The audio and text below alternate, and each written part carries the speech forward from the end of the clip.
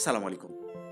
জানুবিডির আজকের ক্লাসে আমরা জাতীয় বিশ্ববিদ্যালয়ের ২০২৪-২৫ শিক্ষাবর্ষের সর্বশেষ নম্বর বন্টন প্রশ্ন কাঠামো নিয়ে বিস্তারিত আলোচনা করার চেষ্টা করব। লাস্ট ক্লাসে আমরা তোমাদের জানিয়েছিলাম সবকিছু ঠিকঠাক থাকলে অনার্স প্রথম বর্ষের পরীক্ষা আগামী জুলাই আগস্টে অনুষ্ঠিত হতে পারে, অর্থাৎ ২০২৬ সালে। শিক্ষার্থী বন্ধুরা, এখন তোমাকে ঠান্ডা মাথায় প্ল্যানিং করতে হবে যে তোমার কাছে কতটুকু সময় আছে এবং এই সময়সীমার মধ্যে তোমার সিলেবাসগুলো তুমি কিভাবে শেষ করবে এবং আলটিমেটলি একটা ভালো প্রিপারেশন নিয়ে যেন একটা ভালো রেজাল্ট করতে পারো। প্রথম বর্ষে ভালো রেজাল্ট করা খুবই জরুরি, কারণ প্রথম বর্ষে তুমি কোনো কারণে রেজাল্টটা যদি খারাপ করে ফেলো তাহলে কিন্তু পরবর্তী ইয়ারগুলোতে এটাই তোমাকে চাপে ফেলবে এবং এটার অনেক বড় একটা প্রভাব কিন্তু বাকি ইয়ারগুলোতেও তোমাকে বয়ে নিয়ে যেতে হবে। কাজেই প্রথম বর্ষে ভালো রেজাল্ট করা খুবই সহজ, সাবজেক্ট কম, সিলেবাসটা সহজ তুলনামূলক। আহ, এটা যদি তুমি একটু ভালোভাবে যদি গোছায় প্রস্তুতি নিতে পারো খুব ভালো একটা রেজাল্ট করতে পারবে এবং এটার এই ভালো রেজাল্টের প্রভাবও কিন্তু পরবর্তী ইয়ারগুলোতে তুমি পাবে। শিক্ষার্থী বন্ধুরা, তো আজকের ক্লাসের আমাদের আলোচনার বিষয় যে নম্বর বন্টন এবং যে পরীক্ষার প্রশ্নের কাঠামোটা কিরকম হবে সেইটা। এটা একটা স্টুডেন্টের জন্য জানা খুবই গুরুত্বপূর্ণ যে আমি আসলে কিভাবে পড়বো, কোন গ্রুপ থেকে আমাকে কয়টা প্রশ্নের উত্তর করতে হবে, আমি কত মার্কস পাবো। হ্যাঁ, তো যেহেতু তোমাদের নতুন সিলেবাস, সম্পূর্ণ নতুন সিলেবাস, বাজারে বইও এখন পর্যন্ত সেভাবে আসে নাই সবগুলো প্রকাশনী কিংবা ভালো ভালো জাতীয় বিশ্ববিদ্যালয়ের যে সুনামধন্য প্রকাশনী আমরা যদি বলি লেকচার, দিগদর্শন, ব্যতিক্রম, সেগুলার বইও কিন্তু এখন আসে নাই। হ্যাঁ, তবে চলে আসবে। আমরা আশা করছি জানুয়ারি মাসের 10 তারিখের মধ্যে এরকম একটা তারা একেবারে নোটিশও জারি করেছে, 10 তারিখের মধ্যেই বাজারে সমস্ত ধরনের বইগুলো চলে আসবে। তো তোমরা যারা গাইড কিনতে চাও তারা অবশ্যই গাইড নিতে পারো, আবার বই যারা কিনতে চাও বই কিনতে পারো। কোনোটাই তোমার প্রস্তুতির ক্ষেত্রে সমস্যা করবে না। তবে যাদের ম্যাথের সাবজেক্ট রয়েছে, যে সাবজেক্টগুলো ম্যাথ আছে যেমন অ্যাকাউন্টিং, ফাইন্যান্স, মার্কেটিং কিংবা আমি যদি বিএসসি ডিপার্টমেন্টগুলোর কথা বলি সেগুলোর জন্য কিন্তু অবশ্যই বই কিনতে হবে। বই ছাড়া ম্যাথ কোনোভাবেই শেখা যাবে না। তো শিক্ষার্থী বন্ধুরা, এটা এই নম্বরপত্র যে কিভাবে তোমাদের প্রশ্নের সেট হবে একটা সাবজেক্টের, সেটার প্রজ্ঞাপন এটা আরো বেশ কয়েকদিন আগে প্রকাশ হয়েছে। যাই হোক, অনেকেই দেখেছো আবার অনেকে দেখো নাই, যারা দেখো নাই অবশ্যই দেখো। আর আজকের ক্লাসের শেষ দিকে আমরা আলোচনা করব যে তুমি বই কিনবা নাকি গাইড কিনবা। দেখো, ফাইনাল পরীক্ষার প্রশ্নপত্রের ধরন, তোমাদের প্রশ্নটা কিরকম হবে, একদম বোর্ড ফাইনাল যেটা জুলাই অথবা আগস্টে হবে সেই পরীক্ষার প্রশ্ন কেমন হবে। প্রতি কোর্সের পূর্ণমানের 80% নম্বর ফাইনাল পরীক্ষায় বরাদ্দ থাকবে। অর্থাৎ ভালো করে বুঝবা, যদি 100 মার্কের মধ্যে পরীক্ষা হয় তাহলে 80 মার্ক এই ফাইনালে লিখিত পরীক্ষা হবে। 4টি ক্রেডিটের জন্য 12টি প্রশ্নের মধ্যে 8টি প্রশ্নের উত্তর দিতে হবে। অর্থাৎ এখানে কোনো পার্ট নাই, ক পার্ট, খ পার্ট কিংবা গ পার্ট। এটা এই নিয়মটা আগে ছিল যে ক পার্ট থেকে অ্যান্সার করতে হতো, খ পার্ট থেকে অ্যান্সার করতে হতো, গ পার্ট থেকে অ্যান্সার করতে হতো। কিন্তু এখন সেই নিয়মটা বাতিল করে সরাসরি 12টা রচনামূলক প্রশ্ন দেওয়া থাকবে, যার মধ্যে তোমাকে অ্যান্সার করতে হবে 8টি। এবং এখানে নম্বর থাকবে প্রতি প্রশ্নের জন্য 10 মার্ক। ভালো করে বুঝবা, তাহলে 8×10 80 মার্ক। এবং এইটার সময় থাকবে 4 ঘন্টা। বুঝতে পারছো? 8টা প্রশ্নের অ্যান্সার করার জন্য 4 ঘন্টা তোমাকে সময় দেওয়া হবে। এখন আসছি 3 ক্রেডিট। 3 ক্রেডিট কাদের? যাদের প্র্যাকটিক্যাল থাকে তাদের 3 ক্রেডিট। ওকে, তো সেই হিসাবে 9টি প্রশ্নের মধ্যে 6টি প্রশ্নের উত্তর করতে হবে, 6×10 = 60। আর প্র্যাকটিক্যালে থাকবে ধরে নাও 20 মার্ক, তাহলে 60 আর 20-এ 80, আর ওইদিকে 20 মার্ক তোমার ইন কোর্সের জন্য থাকবে। তো যাই হোক, এভাবে যাদের 2 কোর্স আছে মানে 2 ক্রেডিট, তারা সেভাবে হিসাব করবা।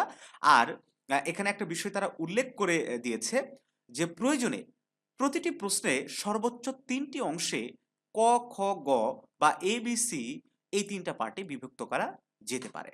দেখো, এটা আগের সিস্টেমেও ছিল।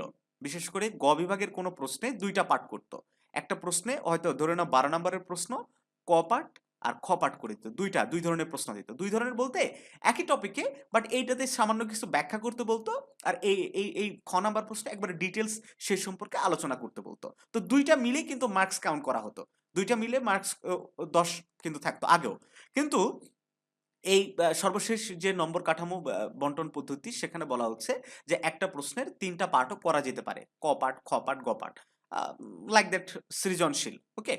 কিন্তু 10 মার্কই বরাদ্দ থাকবে, কিন্তু প্রত্যেকটার জন্য আলাদা, আলাদাভাবে আবার ডিস্ট্রিবিউশন থাকবে। কোনো স্টুডেন্ট যদি ক যদি অ্যান্সার করে সেইটা নম্বর ভাগ করে সেখানে হয়তো প্রশ্নপত্রে উল্লেখ থাকবে যে ক নাম্বারের জন্য হয়তো 2 মার্ক কিংবা 3 মার্ক বরাদ্দ থাকবে। তো যাই হোক, এটা যখন চূড়ান্ত বইগুলা বাজারে চলে আসবে, এ সম্পর্কে যখন বিশ্ববিদ্যালয় কর্তৃপক্ষ আরো নির্দেশনা দিবে আমরা জানতে পারবো। তারপরে দেখো ধারাবাহিক মূল্যায়ন। এই যে ৮০ মার্ক ফাইনাল পরীক্ষা অনুষ্ঠিত হলো, বাকি যে ২০ মার্ক থাকলো, এই ২০টা মার্ক কিন্তু এই ধারাবাহিক মূল্যায়নের মাধ্যমে একটা স্টুডেন্টকে দেওয়া হবে। এই জন্যই বলা হচ্ছে প্রতি কোর্সের পূর্ণমানের 20% ধারাবাহিক মূল্যায়নে বরাদ্দ থাকবে।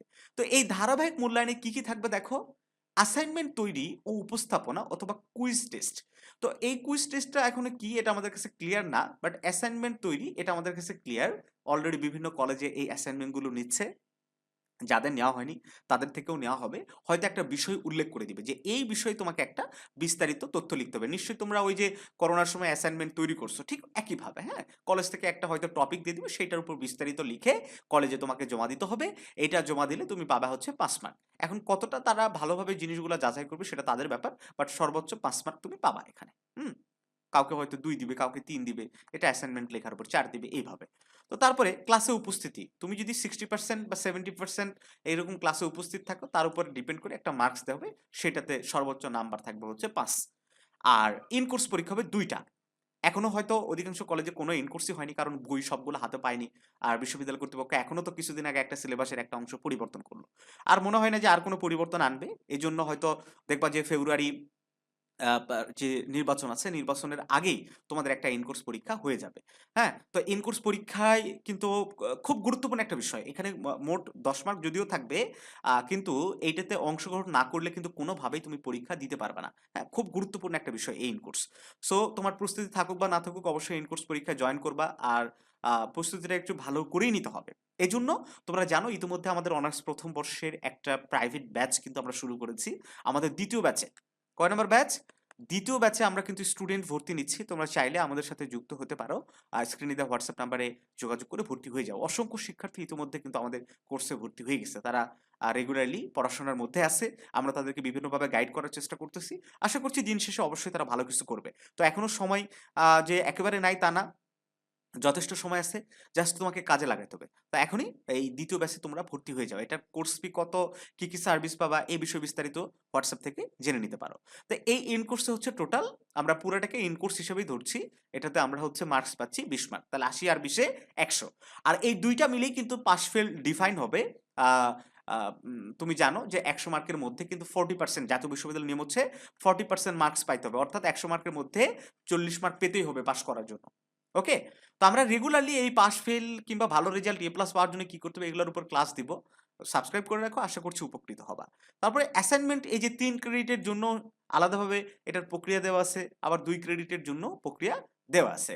আর সবশেষে বলা হচ্ছে যে ব্যবহারিক কোর্সের মূল্যায়ন সংশ্লিষ্ট বিষয়ের সিলেবাসের নির্দেশনা অনুযায়ী পরিচালিত হবে। আর এই আদেশ অবিলম্বে কার্যকর হবে। ইতিমধ্যে কিন্তু কার্যকর হয়ে গেছে।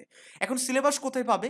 দেখো সিলেবাস অনুযায়ী যে পরিচালনা হবে যেটা বলছে, এই যে একাডেমিকে যেতে হবে। জাতীয় বিশ্ববিদ্যালয়ের ওয়েবসাইটে একাডেমিক থেকে এই যে সিলেবাসে গিয়ে অনার্সে গেলেই তুমি কোন ডিপার্টমেন্ট, সবগুলো ডিপার্টমেন্টের সিলেবাস কিন্তু এখানে দেওয়া আছে। তবে একটা বিষয়, এটা পুরোটা ইংরেজিতে দেওয়া আছে, যার কারণে আমরা অধিকাংশ শিক্ষার্থী বুঝতে পারি না। আমরা খুব শীঘ্রই পুরো সিলেবাসগুলোকে বাংলাতে অনুবাদ করব। হয়তো আগামী সপ্তাহেই এরকম আমরা প্রত্যেকটা ডিপার্টমেন্টের আলাদা, আলাদা সিলেবাস নিয়ে বিস্তারিত ভিডিওতে আলোচনা করব। শিক্ষার্থী বন্ধুরা, আমি আবারও বলছি যে সময় খুব বেশি নেই। এই যে ৭ বা ৮ মাস চোখের পলকে পার হয়ে যাবে। তুমি বুঝতেই পারবে না যে কবে তোমার পরীক্ষা চলে এসেছে। সো বুদ্ধিমানের কাজ হইতেছে এখন থেকেই প্রস্তুতি শুরু করা। তুমি যদি প্রস্তুতি এখন থেকে না শুরু করো তাহলে তুমি অবশ্যই বিপদে পড়বা, ডেফিনিটলি বিপদে পড়বা। ওকে? ফার্স্ট ইয়ারে ভালো রেজাল্ট করতে হবে। এট লিস্ট তোমার সিজিপিএ মানে জিপিএ রাখতে হবে 3.30 প্লাস। এট লিস্ট এইটা তোমাকে রাখতে হবে। এই টার্গেট নিয়ে পড়াশোনা করতে হবে। এটা যদি নিচে থাকে তাহলে তোমাকে অবশ্যই চাপে পড়তে হবে এটা। হুম? তো যাই হোক, আমাদের কোর্সে ভর্তি হয়ে যাও। স্ক্রিনে দেওয়া হোয়াটসঅ্যাপ নাম্বারে যোগাযোগ করে বিস্তারিত জেনে নিবা। ভালো থেকো সবাই। দেখা হচ্ছে জানবিডির নতুন কোনো ক্লাসে।